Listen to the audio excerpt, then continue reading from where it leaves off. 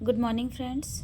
आज हम लोग एमए सेमेस्टर 3 का पेपर 302 का चैप्टर 4 पढ़ेंगे, राजनीति संस्कृति, पॉलिटिकल कल्चर। ओके, तो चलिए स्टार्ट करते हैं।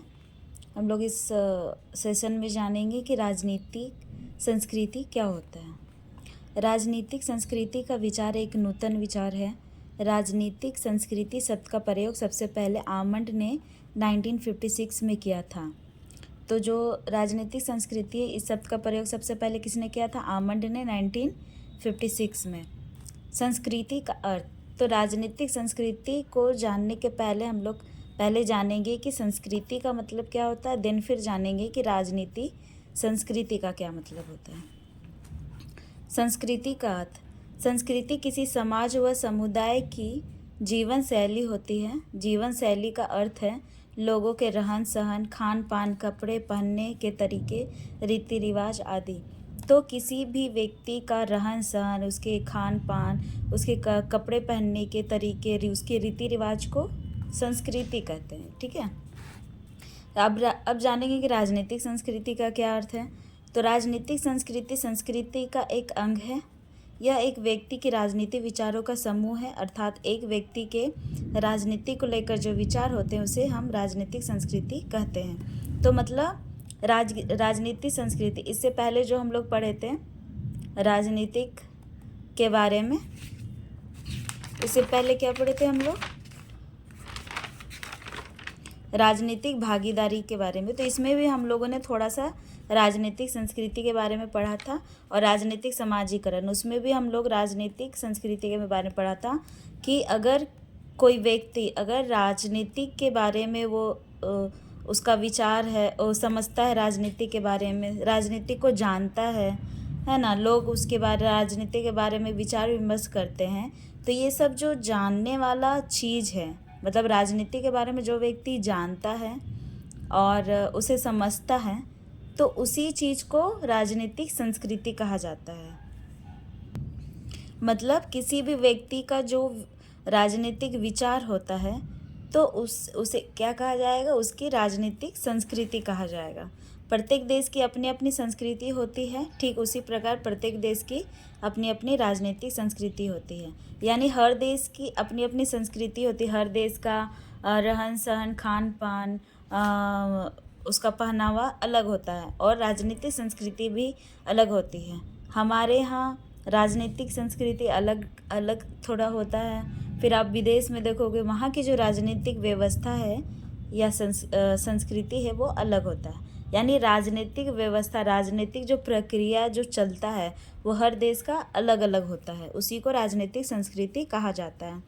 किसी भी देश की राजनीतिक संस्कृति स्थिर नहीं होती, उसमें परिवर्तन होती ही रहता है। लेकिन जो परिवर्तन की गति है वो तेज भी हो सकती है या धीमी भी हो सकती है।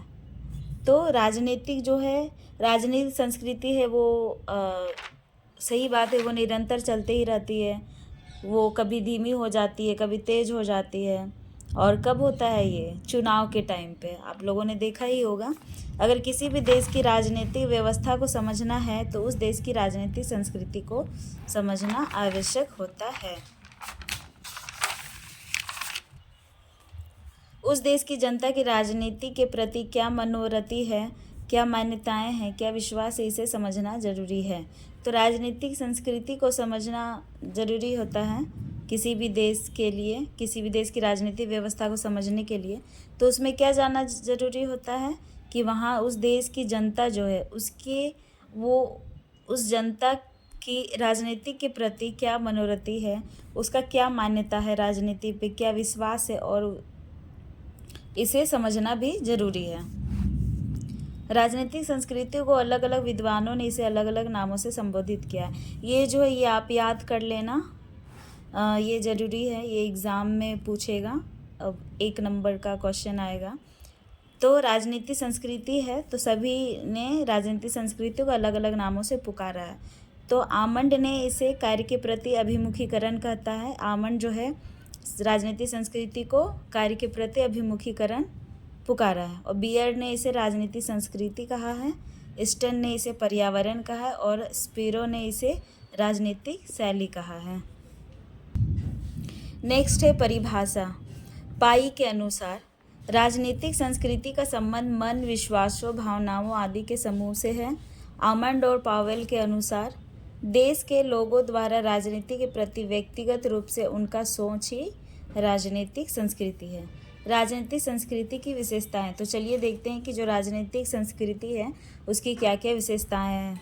समन्वयकारी स्वरूप, नैतिक मूल्यों के प्रति समर्पण, अमूर्त स्वरूप और गतिशीलता।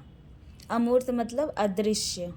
ओके, तो सबसे पहले हम लोग जानेंगे समन्वयकारी स्वरूप। राजनीतिक संस्कृति जो है वो नवीन मूल्यों तथा प्राचीन मूल्यों का समन्वय अर्थात जोड़ने का कार्य करती है, जिससे नवीन तथा प्राचीन विचार के लोग प्रशासन को अच्छा माने। इस प्रकार राजनीतिक संस्कृति नवीन तथा प्राचीन मूल्यों को जोड़ने का कार्य करती है। तो जो समन्वयकारी है वो समन्वय करता है। क्या करता है? मतलब नया विचार और पुरानी विचार, नई मूल्यों और पुरानी मूल्यों को क्या करता है? दोनों को जोड़ने का कार्य करता है, जिसके कारण प्रशासन को अच्छा माना। अगर पुराने अभी भी आप देखोगे आज के ज़माने के जो लोग हैं वो पुराने ज़माने के जो थॉट हैं उसे पसंद नहीं करते हैं, तो फिर जो विचारधारा है, राजनीतिक का जो व्यवस्था है, अगर वो पुराना रहे तो फिर लोगों को पसंद नहीं आएगा। इसीलिए इसमें जो समन्वयकारी स्वरूप है राजनीतिक संस्कृति में, उसमें दोनों विचारों को लाया गया है, यानी नवीन और प्राचीन, ये दोनों विचारों को एक साथ जोड़ा गया है। दूसरा, नैतिक मूल्यों के प्रति समर्पण। राजनीतिक संस्कृति में नैतिक मूल्यों के प्रति समर्पण का भाव होता है। समाज में लोकतंत्र और धर्मनिरपेक्ष देखने को मिलता है, जो समाज के नैतिक मूल्यों से प्राप्त होता है। तो जो नैतिक मूल्यों के प्रति समर्पण, तो राजनीतिक संस्कृति जो है यहाँ पे नैतिक मूल्यों के प्रति समर्पण है। कैसे है? तो यहाँ पे जो हमारा धर्मनिरपेक्ष देश है, हमारा जो लोकतंत्र देश है, इस समाज में आपको नैतिक मूल्यों को देखने को मिलेगा। यहाँ पे सभी जो लोग हैं वो अलग अलग जाति धर्मों के लोग रहते हैं, लेकिन सभी लोग एक साथ मिल के रहते हैं और राजनीति में पार्टिसिपेट करते हैं, अपना भागीदारी देते हैं। अमूर्त यानी अदृश्य स्वरूप। राजनीतिक संस्कृति का स्वरूप अदृश्य होता है, क्योंकि किसी भी व्यक्ति को देखकर यह नहीं जाना जा सकता कि उसका राजनीति के प्रति विचार क्या है और कैसा है। वह व्यक्ति शासन को पसंद करता है या नहीं, वो विचार को जाना नहीं जा यह विचार को जाना नहीं जा सकता। तो जो राजनीतिक संस्कृति है वो अदृश्य स्वरूप इसका होता है, यानी आप कोई भी व्यक्ति को देख के ये बता नहीं सकते हैं कि उसकी राजनीति के प्रति क्या है, उसकी सोच क्या है, राजनीति के बारे में उसका विचार क्या है, वो आप जान नहीं सकते। गतिशीलता। राजनीतिक संस्कृति से गतिशीलता होता है। समय परिवर्तनशील होता है, तो समय जैसे जैसे बदलता है तो समय के अनुसार परिस्थितियां भी बदलती हैं, और व्यक्ति के समय के साथ साथ मूल्य भी बदल जाते हैं। बदलते समय के अनुसार जो परिस्थितियां बनती है उस पर सरकार कार्य करती हैं। तो गतिशीलता, जो राजनीतिक संस्कृति है वो गतिशील होता है, यानी जिस तरह से सरकार राजनीति में बैठता है, मतलब सरकार जिस तरह से बनती है उसी के तरह से ही जो राजनीतिक व्यवस्था होती है वो चेंज होते रहती है।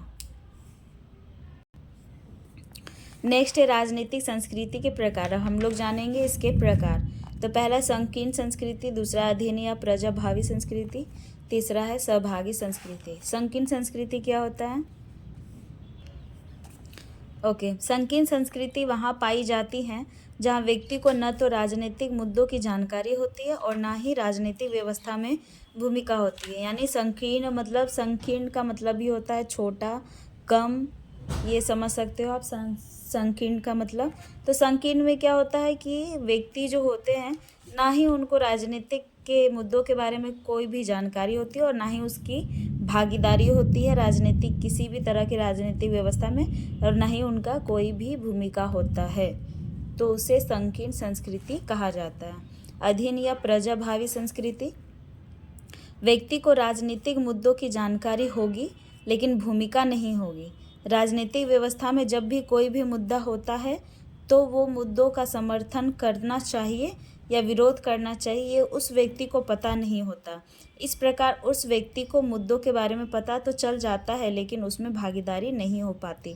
तो प्रजाभावी संस्कृति यानी अधीन या प्रजाभावी संस्कृति में क्या होता है कि किसी भी व्यक्ति को राजनीति के बारे में पता होता है, लेकिन राजनीतिक और मुद्दों के बारे में पता रहता है, लेकिन उसमें वो क्या करता है, पार्टिसिपेट नहीं करता है, उसमें अपनी भागीदारी नहीं देता है। और अगर उसे पता भी रहता है किसी भी चीज़ के बारे में, लेकिन वो अपनी भागीदारी नहीं देता है। फॉर एग्ज़ाम्पल, बहुत सारे अभी भी ऐसे लोग हैं जो राजनीति के बारे में जानते हैं, लेकिन जब वोट देने की बारी आती है तो हर लोग, अभी भी बहुत लोग वोट नहीं देते। यानी वो राजनीतिक जो संस्कृति है मतदान देने की, तो उसमें वो भागीदारी, वो हिस्सा नहीं लेता है, वो भागीदारी नहीं लेता है। तो उसको कहा जाता है प्रजाभावी संस्कृति, अधीन या प्रजाभावी संस्कृति। नेक्स्ट है सहभागी संस्कृति। इसमें व्यक्ति की राजनीतिक मुद्दों के प्रति जानकारी भी होगी और उसकी राजनीतिक व्यवस्था में भूमिका भी होगी। इसमें उस व्यक्ति को यह पता होगा कि कौन कौन मुद्दे चल रहे हैं और उन्हें कौन से मुद्दे में अपनी भूमिका निभाना चाहिए। तो ये जो सहभागी संस्कृति है, इसमें क्या होगा कि व्यक्ति को राजनीति के बारे में पता तो होगा, व्यवस्था के बारे में भी पता तो होगा, और साथ में साथ वो उसमें पार्टिसिपेट भी करेगा। अगर कोई भी राजनीतिक मुद्दा है तो वो उसमें क्या करेगा, अपना भूमिका निभाएगा। अगर उसको लग रहा है कि हाँ ये हम लोगों के लिए है, तो उसमें वो पार्टिसिपेट भी करेगा।